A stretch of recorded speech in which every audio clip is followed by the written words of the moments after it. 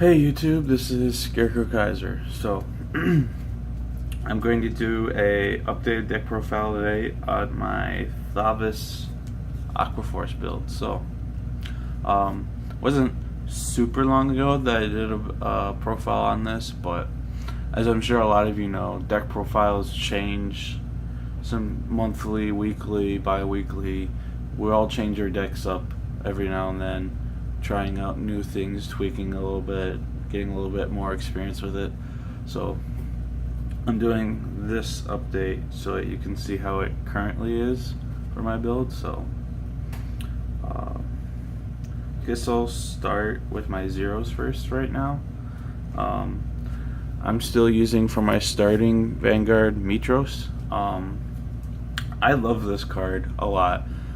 It's not perfect, but I like it a lot in terms of like my options. A lot of people like to play Andre, and I don't understand it.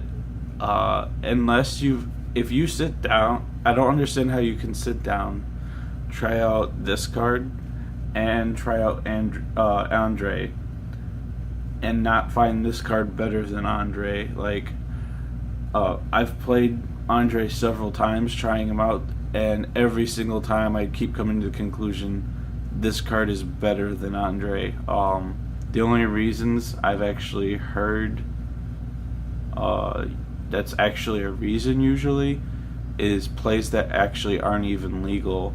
Some people think you can do things with Andre, like combining him with Magnum Assault to make him There's nothing you can really do with Andre that will make a card stand like twice. And things like, and combining it with like the best you can do is you can put Andre in, choose a card, have that card hit a rear guard, restand it with Thavas, and then it'll attack Vanguard and restand. But for the most part, when you're talking about the cards you're usually combining with Thavas like that, you're talking about like Tidal Assault or Adelaide, and like it's just not going to work because of people. I guess people don't fully understand this once per turn skill thing. So if you haven't actually tried this card, I highly suggest you do. It is a really good card. I find it much more helpful than Andre. Often when I have Andre, I just don't even get to use him because the situation where he's actually going to be good is actually not that common.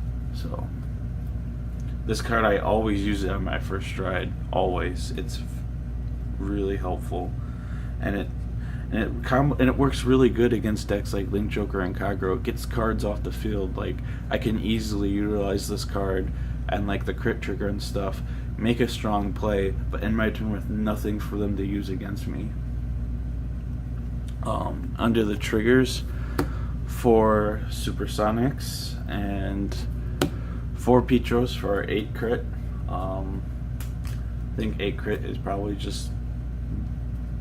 I've gone back and forth between 7 and 8, but 8's fine. That's what I'm doing right now. Then for Malika, our draw trigger. This deck does draw a lot of cards. Not a lot. It draws cards through its effects. But having the draw triggers helps more too, because this deck can be very aggressive. You don't need 12 crits to get out that damage, to make that damage output. The attacks just do it themselves. And you need to actually have cards so you can make your plays, so a little bit of card advantage helps. And she has a fantastic effect that combos really well with like Tidal Assault and stuff. And then obviously we have our 4 heals so that we can G-guard and heal. Into our grade 1 lineup first.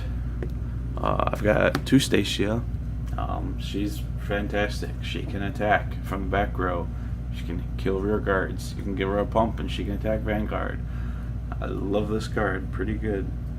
My favorite grade 1 though is definitely Melina or wherever her name is. This card is fantastic. I'm a huge fan of this card.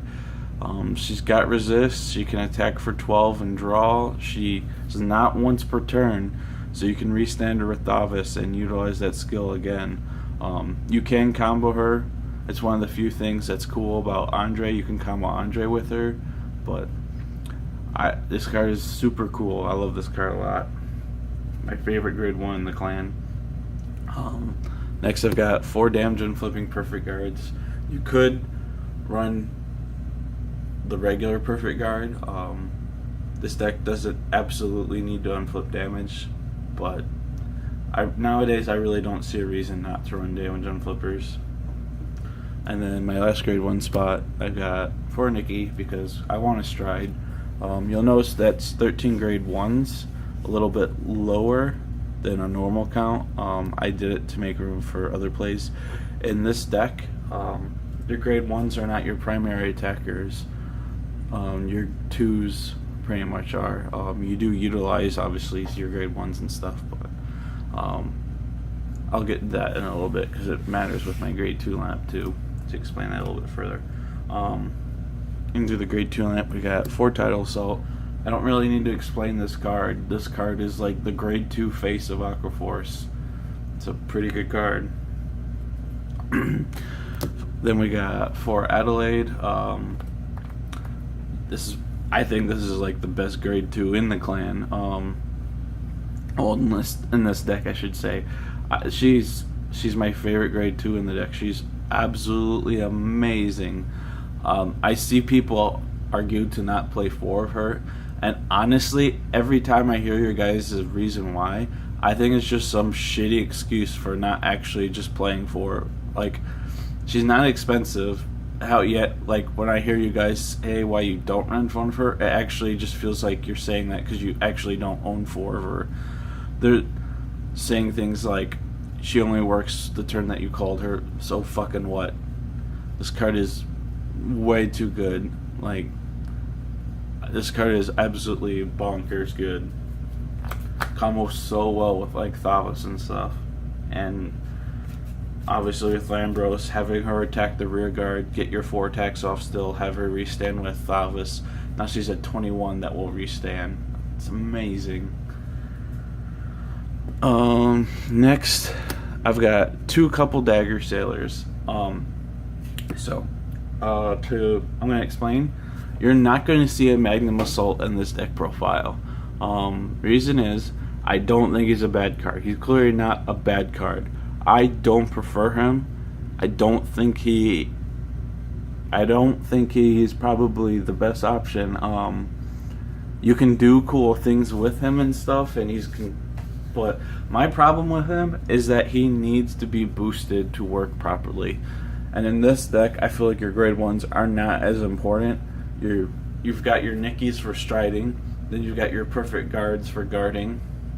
That doesn't leave you a lot of room to have grade 1s for boosting. Yes, you can utilize your triggers, which you utilize your triggers for calling and using them to make plays a lot in this deck, but I just don't prefer it. I feel like with this card, it just opens up more options for being able to look at your hand and go, what's the best play I can make with this hand versus what Magnum Assault can do. Magnum Assault is pretty linear. I feel like Couple Dagger just gives you more options and versatility in your plays. Like, if I wanted to use Melina, but I need it to boost my Magnum Assault, I'm not going to be able to utilize them both. With this card, I'm getting the additional attack and getting that Melina to the front so that she can attack and draw me a card, and then she's in the front ready for Thavas or Lambros to restand her. And yeah, there are reasons to run Magnum Assault and an argument. I just don't think he's as good. I feel like this card is just more versatile. My last grade 2 spot, I've been running this card for about a month or 2, and I really like it. Saberflow Sailor, she's pretty cool.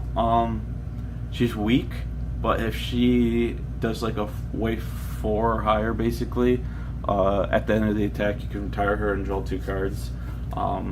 It doesn't even matter if she's strong enough to even hit. She's basically just giving you a +1 on top of some of your plays. If she was strong enough to swing and force them to guard or hit, that's just a bonus on top of it.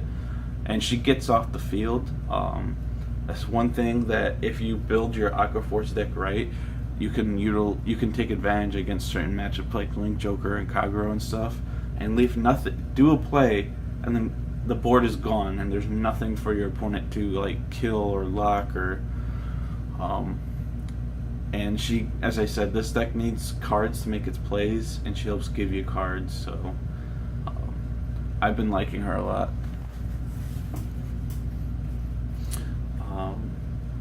For the grade 3 lineup for Thavas, I mean, it's his deck. He's a pretty, more so the best thing about this card is his name. His on-stride skill's okay. I don't think his GB2 is that good. Not that you ever really get to utilize it, but I also don't think it's very good, but whatever. It's mostly the fact that his name is Thavas is what makes this card a good card, honestly.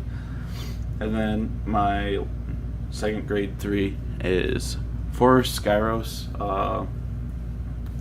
Resist is a very good effect to be able to give your front row. His on-ride effect is kind of cool too. If you combine it with something like Tidal Assault, you can get multiple searches from it.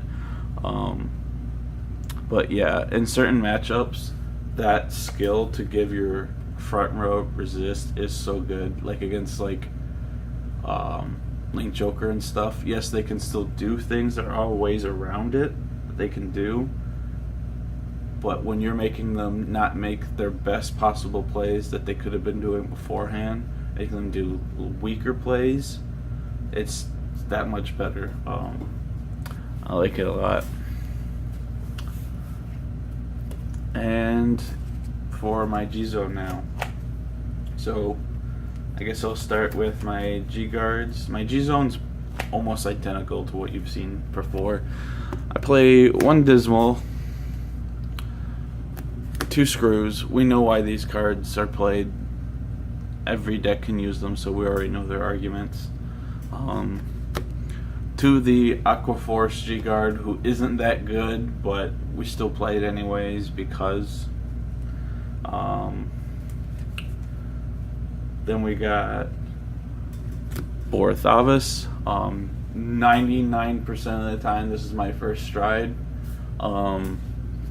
He's a really good card. He's a super good, like his GB3 almost doesn't even matter. It gets utilized sometimes, but this card is a really good first stride.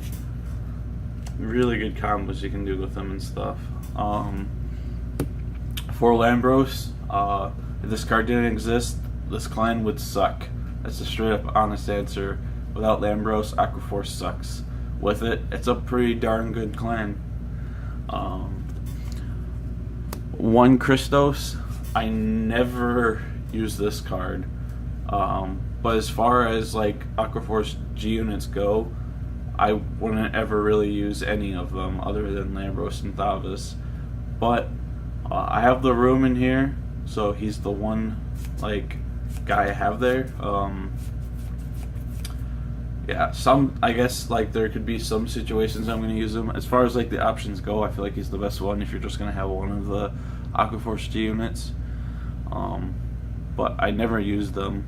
Aqua Force doesn't have, it has two really good strides,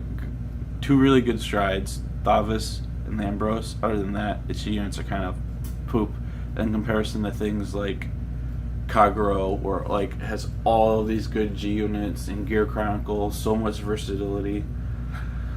Yeah. And like most of my deck profiles, I run 2 Blizzas because, and I will say this every time, this card is super good against Link Joker. And if you don't take Link Joker seriously enough to be prepared for it, you will lose to it. Yeah. I've never actually lost a match. I've lost like a game here and there, but I've never lost a match to Chaos Breaker, or obviously if I'm not losing the Chaos Breaker, I'm not losing the Messiahs really usually either. Actually, no, I have lost to Messiahs once.